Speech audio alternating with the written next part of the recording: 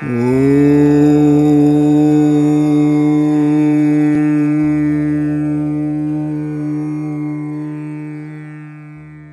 जय श्री राधे राधे। पुत्रदा एकादशी का व्रत कैसे किया जाता है, इसकी विधि क्या है, इसके करने से क्या फल मिलता है, इसके बारे में आज हम आप बात कर रहे हैं। जय बोलो कृष्णचंद्र भगवान की जय। पौष माह के शुक्ल पक्ष की एकादशी को पुत्रदा एकादशी मनाई जाती है।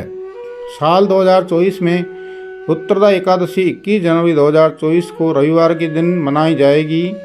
साल में पुत्रदा एकादशी का व्रत 2 बार आता है, पहला पौष माह में, दूसरा सावन के महीने में। पुत्रदा एकादशी का व्रत अक्सर महिलाएं या विवाहित जोड़े रखते हैं। जो पति पत्नी संतान प्राप्ति की कामना रखते हैं वो लोग इस व्रत को करते हैं। पुत्रदा एकादशी का व्रत विष्णु जी के लिए रखा जाता है। व्रत का पालन करने से भगवान विष्णु सुख समृद्धि का आशीर्वाद देते हैं। साथ इस व्रत को पूरे नियमों के साथ करने के बाद भगवान की असीम कृपा होकर के उत्तम और बहुत ही अच्छा संतान की प्राप्ति हो सकती है। पुत्रदा एकादशी का व्रत संतान की प्राप्ति के साथ साथ संतान की समस्याओं का निवारण के लिए भी किया जाता है, इसलिए इस व्रत को करते समय पूरे नियमों का पालन करें। पुत्रदा एकादशी के व्रत का पारण 22 जनवरी को किया जाएगा। इस दिन आप सुबह 7:14 से लेकर 9:21 के बीच व्रत का पारण कर सकते हैं। साथ ही साथ 22 जनवरी को द्वादश तिथि शाम 7:51 पर समाप्त होगी। पौष पुत्रदा एकादशी व्रत शास्त्रों में कहा गया है कि पुत्रों के हाथों किया गया पिंडदान पूर्वजों के मोक्ष को दिलाता है। पौराणिक मान्यता के अनुसार संतान प्राप्ति के लिए पौष पुत्रदा एकादशी का व्रत बहुत ही प्रभावशाली होता है।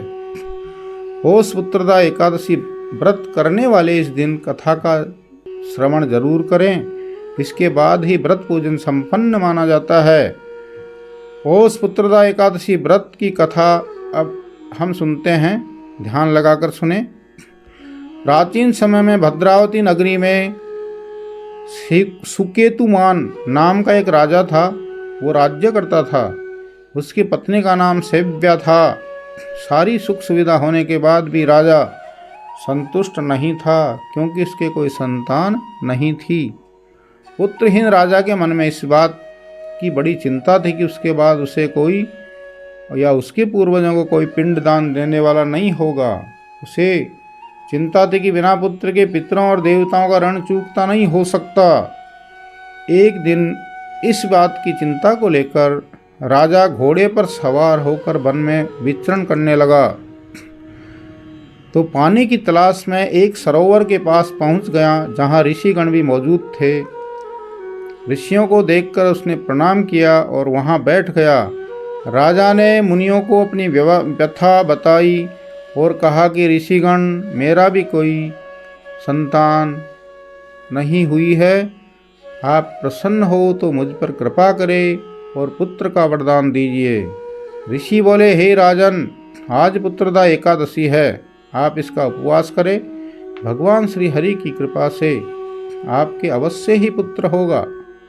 राजा ने मुनि के वचनों के अनुसार उस दिन उपवास किया और द्वादशी को व्रत का पारण किया। भगवान श्री हरि की कृपा से कुछ ही दिनों में रानी गर्भ से धारण किया और 9 माह के पश्चात उसके अत्यंत वीर धनवान यशस्वी पुत्र को जन्म दिया। तभी से पौष पुत्रदा एकादशी का व्रत संतान प्राप्ति के लिए किया जाता है। आज हम इस कथा को सुनने से और व्रत का नियम पालन करने से संतान की सभी समस्याओं का निवारण होता देखा गया है और आपके भी परिवार में आनंद की स्थिति उत्पन्न होगी। जय जय श्री राधे राधे। कृष्णचंद्र भगवान की जय। इसी के परिप्रेक्ष्य में आज हम बताते हैं कि संतान में किसी प्रकार की दिक्कत हो, नहीं हो रही हो, काल सर्प दोष हो, कैमद्रुम योग हो, पंचम भाव का स्वामी अष्टम हो, या राहु केतु विराजमान हो पंचम में तो संतान में दिक्कत आती है। इसके निवारण के लिए हम आपको इसी के संदर्भ में पुत्रदा एकादशी व्रत करने का विशेष महत्व है। संतान गोपाल का पाठ करें, मंत्र का जाप करें तो निश्चित रूपेण आपके परिवार में किलकारी गूंज उठेगी और भगवान श्री कृष्ण की कृपा से पुत्र रत्न की प्राप्ति अवश्य होगी। जय जय श्री राधे राधे।